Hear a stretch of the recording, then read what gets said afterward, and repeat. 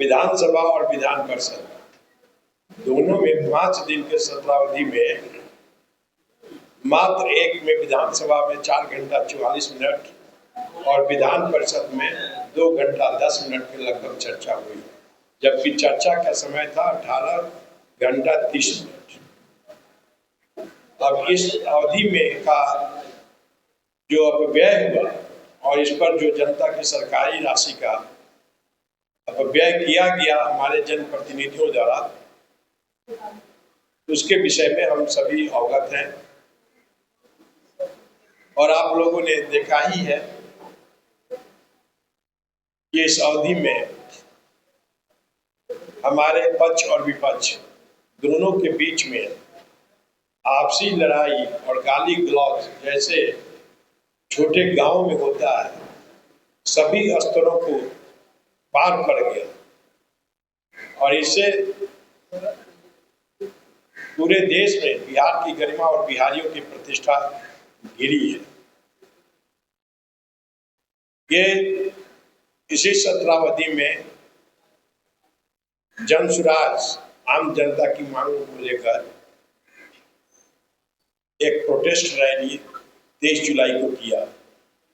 उस रैली में लगभग 20,000 लोग इस राज्य के विभिन्न क्षेत्रों से आए और उस रैली में भाग लिए। हम लोगों ने इसकी पूर्व सूचना सरकार को दी थी। हम लोगों की योजना थी कि हम इनकम टैक्स गोलंबर के पास जमा होंगे और आर ब्लॉक की ओर प्रस्थान करेंगे, लेकिन सरकार ने हमारे रिक्वेस्ट को अमान्य कर दिया और उन्होंने कहा कि नहीं, आपको गर्दनी बाग पर में ही धरना और प्रदर्शन करना है। उसके अनुसार जनसुराज ने सरकार के प्रशासन की बात को मानते हुए कार्यक्रम में बदलाव किया और एक बहुत बड़ी शांतिपूर्ण रैली, बिल्कुल अनुशासित, ये केंद्रीय विद्यालय और एयरपोर्ट की ओर से होते हुए विधानसभा के लिए आगे गर्दनी बाग के लिए आगे बढ़ी, लेकिन आगे चलकर पटेल चौराहे के पास उसे चारों तरफ से रोक दिया गया और उसमें रैली में बिना किसी प्रोवोकेशन के लाठियां बरसाई गई। कहा गया कि ये प्रतिबंधित क्षेत्र है। पता नहीं आप पत्रकार हैं और मैं भी पटना में पढ़ा हूँ, पटना में बड़ा हूँ। कौन प्रतिबंधित क्षेत्र है और किसके लिए प्रतिबंधित क्षेत्र है, ये समझ में नहीं आता है। हम लोग भी प्रशासन में रहे हैं, IAS अफसर रहे हैं, डिस्ट्रिक्ट मजिस्ट्रेट रहे हैं और रैली के साथ कैसे डील किया जाता है और प्रशासन को कितना संवेदनशील होना चाहिए, ये पटना जिला प्रशासन में दिखाई नहीं दिया।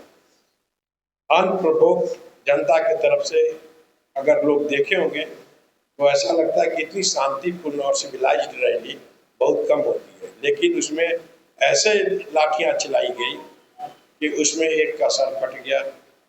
एक ADG थे हिमाचल प्रदेश के, न्यू इंटेड थे, जनसुराज पार्टी में 2 ही दिन हुए थे, वो भी रैली में भाग रहे थे, उनके हाथ में चोट लगी और बहुत से लोग घायल हुए, जबकि उसकी आवश्यकता नहीं थी। मेरे समझ से यदि मेरी सरकार होती तो ये जनता की रैली है और जनता आ रही है आपसे कुछ बातें करने के लिए, जो आपने वादा किया है जनता से, उसके बारे में हम आपको याद दिलाने आ रहे हैं कि आपने वादा किया है कि 94 लाख जनगणना के बाद गरीब परिवारों को 2-2 लाख रुपया देंगे, महादलित परिवार को 3-3 डिसमिल जमीन देंगे, अंचल कार्यालय से लेकर जिला कार्यालय तक चारों तरफ भ्रष्टाचार है, आपराधिक गतिविधियां बढ़ गई हैं। अगर ये बात बताने के लिए जनता आ रही है तो आपको संवेदनशीलता दिखानी चाहिए। बड़े स्तर के पदाधिकारी, किसी सीनियर मंत्री को डिप्यूट करना चाहिए कि हमारी जनता आ रही है और हम जनता की बात सुने, क्योंकि आप जनता के प्रतिनिधि हैं। शासन जनता के प्रतिनिधि के लिए नहीं बना है, शासन जनता के लिए बना है और सरकार को ऐसा संवेदनशील होना चाहिए कि हमको लगता है कि 5 दिन का सेशन है तो कितनी प्रोटेस्ट रैली हुई होगी, 1 या 2। आप उतने प्रोटेस्ट रैली को आप कंट्रोल नहीं कर सकते हैं। अगर विधानसभा के नजदीक ही 500 मीटर के नजदीक ही अगर आम जनता आ जाती है तो उसे कौन आसमान गिरने वाला है। लेकिन आपने बना रखा है कि पूरा क्षेत्र प्रतिबंधित क्षेत्र है, जैसे अंग्रेजों के जमाने में था। आप आम जनता के, देश के आम जनता के शासक नहीं होकर अंग्रेजों जैसा शासक के रूप में बिहेव कर रहे हैं। यह हम लोगों के लिए बहुत ही अशोभनीय घटना हुई है।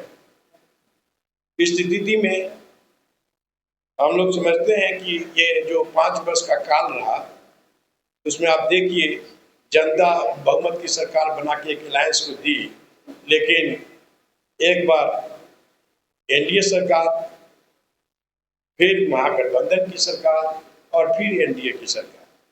इस बीच में 5 उप मुख्यमंत्री हुए, 3 स्पीकर हुए और 3 विधानसभा के लीडर ऑफ द ऑपोजिशन।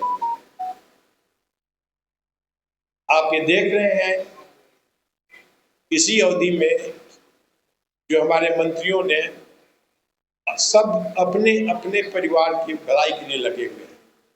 वैसी स्थिति में आम जनता उनसे क्या अनुरोध कर सकती है। अब मात्र 3 महीना समय बचा हुआ है।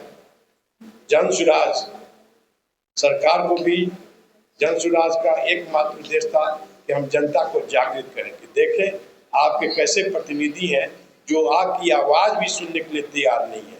आपको 2-2 लाख रुपया देने की बात कौन कहे।